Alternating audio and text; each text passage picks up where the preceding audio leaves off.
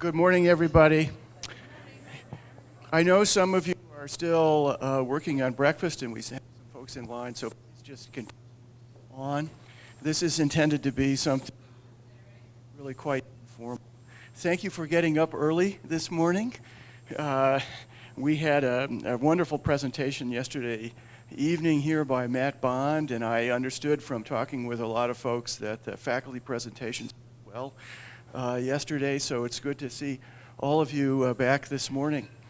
What we're going to do to open up the morning is just, I'm going to say a few words about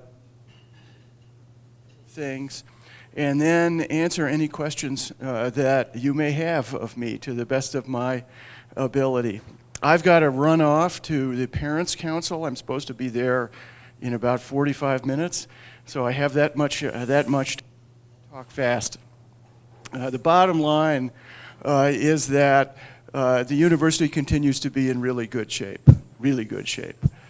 pretty much any way you slice it. Enrollments this fall are really solid. We have tremendous students once again. For our undergraduates, there was an interesting phenomenon that's been growing in over the course of the years. That is that as we have been admitting and enrolling more and more capable students, we find that they bring all kinds of credits with them. Last year, first-year students that enrolled brought a little more than 9,000 hours with them from AP and IB courses and things like that. And those hours were concentrated in about half of the class. And you think about it, all of those young men and women are going to be able to finish early. So last year, one of the things we noticed was that we had an unusually small senior class. And that wasn't because people were dropping out, it was because they were graduating early. They were finishing. The graduation rate keeps going up and up and up and up. But where we are, is this not working? Is this one working? Okay, good. Where we are now is that roughly 90% of our students who graduate do so in 4 years or less. And less is becoming more and more of a phenomenon. And so what we've been doing is managing to the total number of undergraduates as the throughput gets faster because people bring in so many hours with them. And we don't want to get any bigger. We like the number that we have, which is just a little over 5,000 undergraduate students. But to maintain that, we've added more on the front end because they're going through more quickly.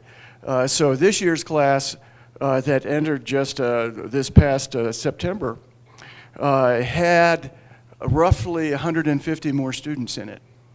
And when I tell people that, they say, oh my gosh, it's getting too big. But the truth of the matter, that's just maintaining the same number of undergraduates here at slightly over 5,000. We were able to recruit a bigger class and maintain the sort of academic credentials that we've seen in the past. The capabilities of our students still keeps going up and up. 2/3 of those students came from places outside of Colorado. So our national reach continues to extend. Very bright young men and women who I see directly in these first-year dinners that we're doing this fall. And they're just tremendous people that all of us should be very proud of. This year, they brought 13,000 hours with them from AP and IB credits. So that is a trend that keeps continuing. We've been able to maintain diversity, even though it's a larger class as well, pretty much in any sort of dimension of diversity that one might think about. We were able to do this, matriculate a larger class, maintain quality, maintain diversity, because our enrollment people were really on top of it. We knew that the presidential debate a year ago now, last fall, was going to give us tremendous national exposure, which it certainly did. And so we backed that up with a more robust marketing campaign, largely outside of Colorado, and that paid off. We ended up with slightly more than 20,000 applications for our first-year class, a large majority outside of Colorado. So that's all working well for us. Our enrollments are really quite stable at the undergraduate level. We like the caliber of people that are coming. Our national reach continues to extend itself, which is all good. At the graduate level, enrollments this fall are kind of up and down. We're down in the business school, and that's a trend that is national. Enrollments in MBA programs in particular nationally are declining.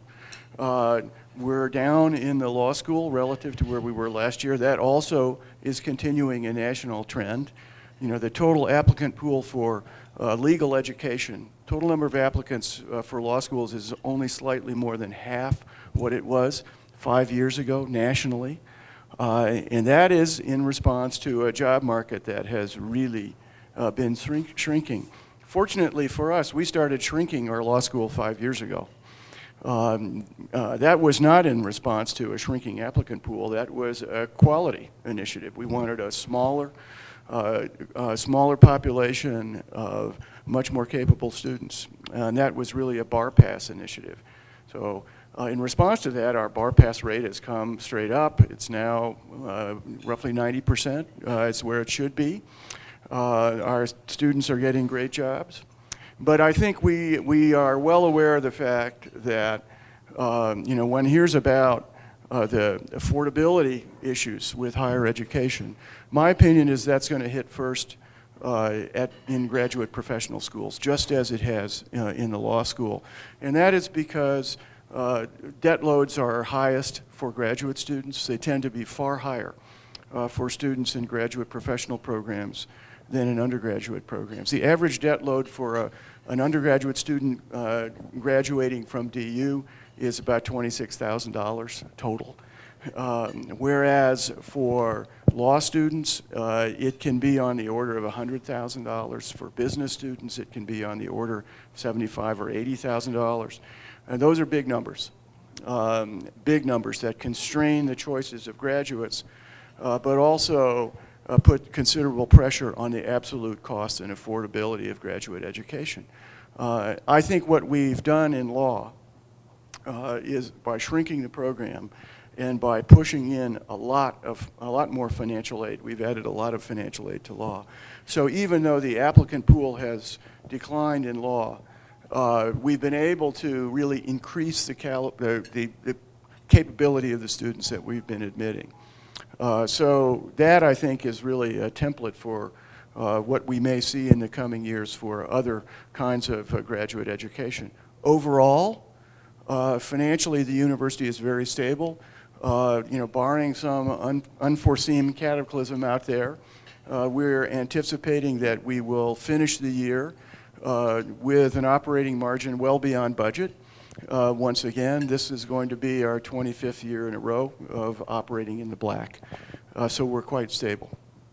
Faculty members, we have a tremendous faculty now. And you may know that over the last several years, we've been adding to the numbers of faculty members. And so right now we have a appointed full-time faculty of 777 members.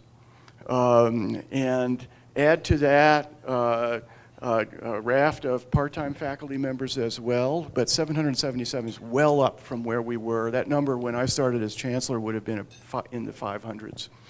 And so we've been doing that in a deliberate manner. And we've gotten to an overall student-to-faculty ratio across all our programs, undergraduate and graduate, of about 11:1. For undergraduate students, it's more like 8 or 9 because the student-to-faculty ratio is a little bit higher in graduate professional programs, but across the entire university, it's 11:1. That's where we want to be. So we have the number of students we like right now. We have the number of faculty members we like right now. We don't anticipate growing those numbers. The real issue is continuing to build the absolute quality of the enterprise. One other thing, a couple of other things I'd like to mention. One is that we have a major initiative going on in what are called STEM disciplines: science, technology, engineering, and mathematics. And I know we all read about that a lot these days. We see that dramatically here. Of the students that we admitted to our undergraduate program this fall, 32% indicated an interest in majoring in one of the sciences, or mathematics, or computer science, or engineering. 32%. That's astonishing. When I was dean of science, math, and engineering years and years ago, there was a similar wave, and we got to a place where I think it was roughly 23% of the students, undergraduates in the university, were in science, math, or engineering. So we're getting well beyond there now. And in response to that, we have a number of things going. As you likely have heard, we're planning on breaking ground in March on a new building for engineering and computer science, for the School of Engineering and Computer Science. And we've been trying to raise money for that building for a very, very long time. Since I was dean, back in the late 1990s, we desperately need better facilities for those disciplines. And thanks to an absolutely wonderful gift from my predecessor, Chancellor Emeritus Dan Ritchie, who provided the lead gift, we now have virtually all of the funds we need in hand for that building, which will be a 130,000 square foot building, cost us about $50 million. A wonderful, wonderful thing that at last we will have that space. We will be growing the student population in engineering and CS, both undergraduate and graduate, by about 30%. We will do that without growing the population of the university as a whole. The trends are such that we expect there to be a sort of a general shift over a few years in the interest of students toward those disciplines. So we're anticipating growing both the student population and the faculty in engineering and CS by about 30% over the next few years, and the building is designed for that purpose. The top floor of this building will add laboratory space for the Noble Center for the Study of Aging. That is another part of our initiative in STEM disciplines. This is a multidisciplinary center that will do research into lots and lots of aspects of aging. The physical science is part of it, for which we need this lab space in biochemistry and molecular biology. Will be focused on neurodegenerative disease. We have built up a really strong core of faculty members since we acquired the Eleanor Roosevelt Institute just a few years ago. That was the beginning of it. We have built up a really strong core of faculty members in those areas who are studying diseases like Alzheimer's disease and a number of diseases that are related at the molecular level, at the level of proteins, things like autism and ALS. All of those things are related at the molecular level to Alzheimer's disease as well. And so we have this wonderful core of people to which we will be adding roughly 10 more research groups to be housed on the top floor of our new building. The third arm of this, we are still thinking about a med school. That's a process that typically takes 7 years or so. We're sort of 2 years into it. We've built a strong alliance with Regis, with National Jewish Health, that is at the academic level. We've been working hard to, the other part of it, though, is partnerships with major healthcare providers, hospital chains. So that's basically what we've been doing for the last year or more, trying to make a deal there, but we haven't been able to do that yet. So it's proceeding slowly, but it's still sort of out there on the table for us. We're in an era where all things related to healthcare have considerable uncertainty associated with them. And we know that, and I think it's good for the institution to sort of have this on the table and be thinking about it, but it may take us a good long while to really get there. All of those things are related to STEM. Let me just say a few words about where we are with regard to the campaign. Ascend, this is the last year of the Ascend campaign that we started in fiscal '07, the '06-'07 academic year. And we've been doing really well.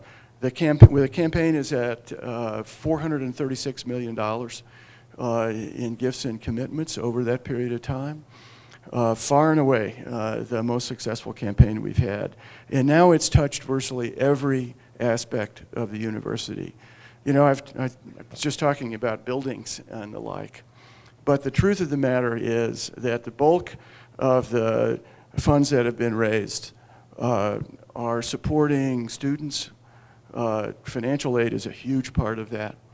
And that is a key to the future. Student financial aid is absolutely central to the future for us.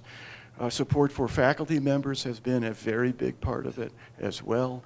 Chairs and professorships that we've added, endowed chairs and professorships that we've added over this period of time, and certainly support for programs as well, and some for facilities and buildings as well. We're doing really well.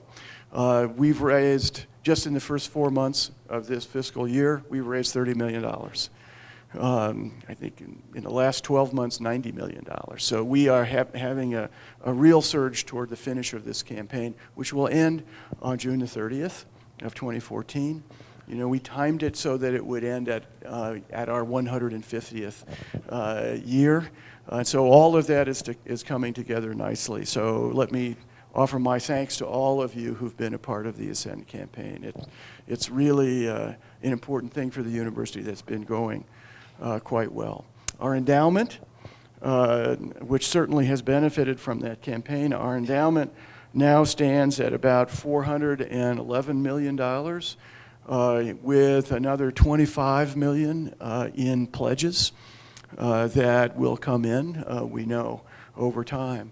And I think of endowment in terms of its ratio to the operating expenditures of the institution. So this year, our budgeted expenditures are going to be roughly $370 million. So we have at last gotten the endowment to the point where it is well beyond a year's operating expenditures, and we foresee continued growth there. You know, it's been an interesting thing to see. The campaign has really done a great job for our endowment in spite of taking a hit in the downturn of the markets during the recession. So like most institutions, our endowment went down by 22% or so in '09 and '10 following the crash of the markets. But it's grown all the way back to the point that it was. And in fact, it's more than $100 million bigger than it was. It's about $120 million bigger than it was at the onset of the recession, before the crash. So we've come all the way back, and I think we have considerable momentum now. So in a financial sense, no matter how you think about it, in an operating sense, the university is really healthy, really healthy. And we're at a place where we can look toward a bright future. You know, we hear so much these days about the higher education bubble and the immense changes that are afoot with disruptive technologies of the sort we heard about from Matt Bond last night. You know, all of that stuff is out there, and there certainly will be changes. To my mind, most of it positive. Most of the things that are afoot now, I think, are going to improve the quality of the education that we provide to our students here over time. The really good thing is that DU is in a place after all of these years, you know, after really 30 years of a consistent approach now. We've gotten to this place where we have a platform from which we can really launch into the future. You'll find that a lot of colleges and universities are going to be playing defense when it comes to these kinds of changes that are afoot in the manner in which education is delivered. But we're at a place where we're so stable and we have great students and solid enrollments that we can really aggressively look forward to the future. You may have heard about the fact that we have a group we've assembled a panel, you know, that as part of our strategic issues program that is looking at the future of higher education. It's this DU Strategic Futures panel that involves a number of of distinguished citizens from Colorado, but also roughly 9 members of our board, a group of faculty and the like, that for the last several months have been looking hard at the forces that are out there that will change higher ed.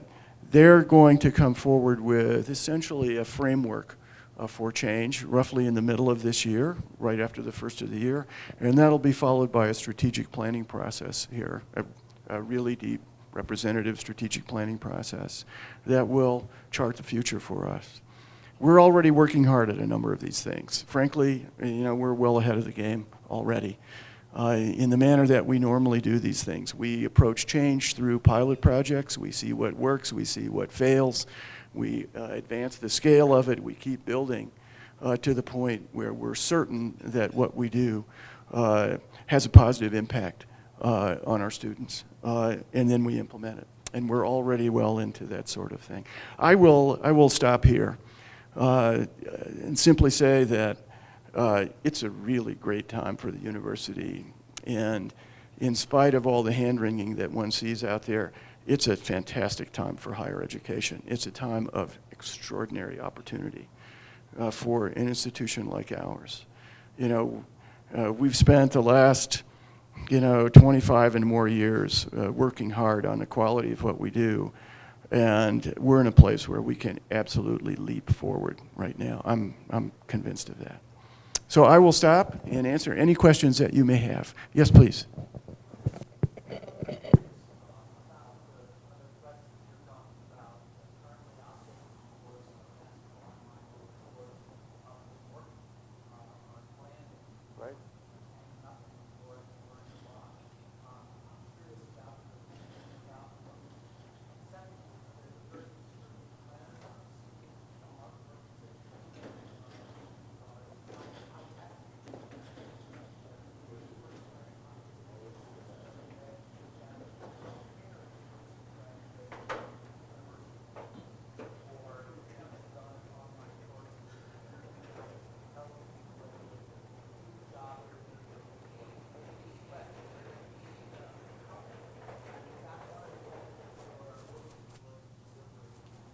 Yeah, those are great questions. The first part of it was about MOOCs, massively open online courses that we hear so much about now, which are free courses delivered online to thousands or tens of thousands of people that are out there.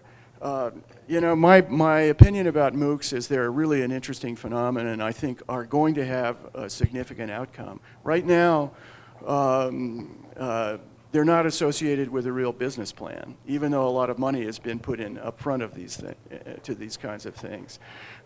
You see major sort of bundling operations like edX, which is the Harvard MIT one, or Coursera, which has a lot of institutions and a lot of MOOCs up front. I really think that the business model there for at least those current bundlers is going to be content licensing. Already, we have any number of faculty members, for example, that have tried out MOOCs to see what's there. And if you think about course delivery now, so we have, the lecture model is going away. We have a lot of what are called the flipped classroom model now. That's just happening naturally. And faculty members are looking for content, and they, that in these MOOCs they say, yeah, I'd like to pick this lecture and that lecture, and I'd like to use it. And my guess is that's where Coursera and the like will go. They will ultimately license that content for very flexible use, and that's fine. I think that's a good business model that's going to be useful to institutions. My personal opinion about where this may go, and it's a bit of a fear, actually, is a kind of a bifurcation in the market for higher education. I fear that what we'll get is one mode of a bimodal distribution, one mode that is very high quality, blended, at least partially residential. We believe in the transformative effect of community and residential learning here. One mode that will be technology rich, will use a lot of online things, but will also be residential. That will address both intellectual growth and personal growth. And it'll continue to be expensive. On the other mode will be almost entirely online, much cheaper, but also much less quality, much more focused and defined for, say, job skills. And so, you know, a very large array of largely online things that are more affordable but less high quality, and less affordable high quality. You know, that's, I would think that would be unfortunate if that happened. You know, part of what we're trying to do is to keep our doors open as wide as possible. That's why financial aid is important to us, so that, you know, anybody with talent ought to be able to come to the DU and get the sort of education that we afford. I think, though, that that's where at least the forces as they're arrayed right now are going. In terms of online programs and employers, you know, what we offer here, and this, I think, is associated with this sort of second high-quality mode. It's much more than just information transfer. It really is. I mean, we have incredibly bright people coming to DU who can clearly learn things on their own, right? But there is a very different aspect to the sort of interaction with faculty members, one, but also with one's peers, that deepens one's thought processes, that really allows the capability of one's mind to grow above and beyond just acquisition of information or skills. And so the kinds of people that we are turning out now are really highly sought after. And I think that's going to continue. That it's not just a matter of, okay, it doesn't, you know, as you were saying, it doesn't matter where you went to school as long as you can do X, Y, and Z. The real question is, in 5 years, are you going to be able to do another set of things? Is this person that you've hired going to continue to grow in a way so that, you know, 10 years from now, they're going to be incredibly valuable to your organization, or not? The sort of thinking abilities that lie at the root of that, you know, come from an education of the sort that we supply here. Okay, thank you. Thank you. Other questions? Yes.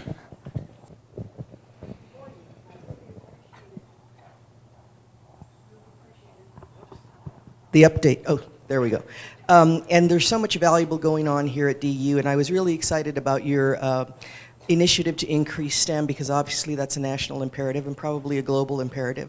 And also very much value your commitment to diversity, and I see it throughout the university, which is a lot more than other institutions that simply put it in print but then never really act upon it.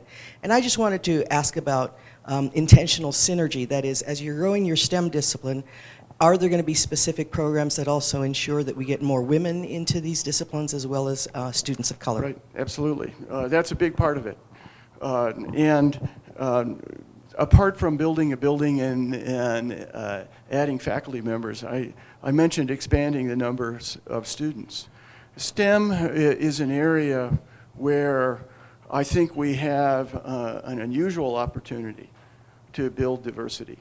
I know this because for a long time I was dean there, and I knew the numbers well of back in those days, sort of late 90s, early 2000s.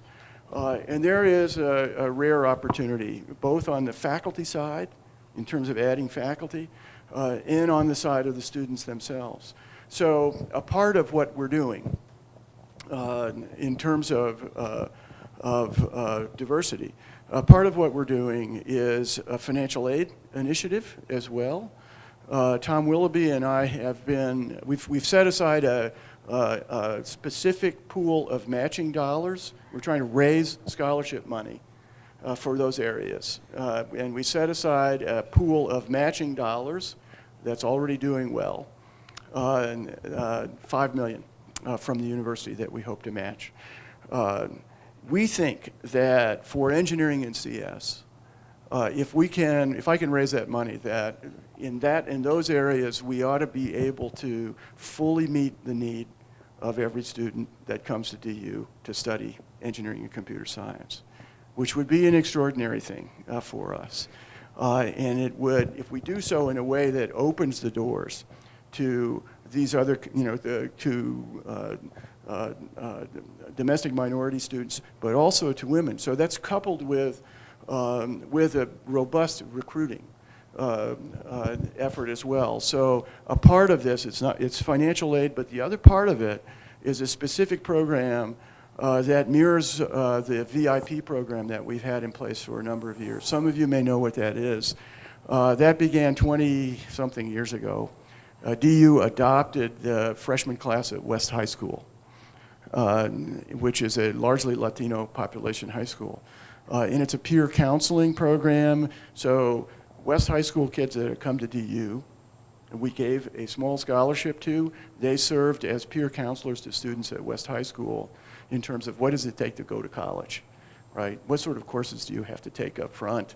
How do you think about going to college? Had a huge impact on West, but also had a huge impact on the students at DU.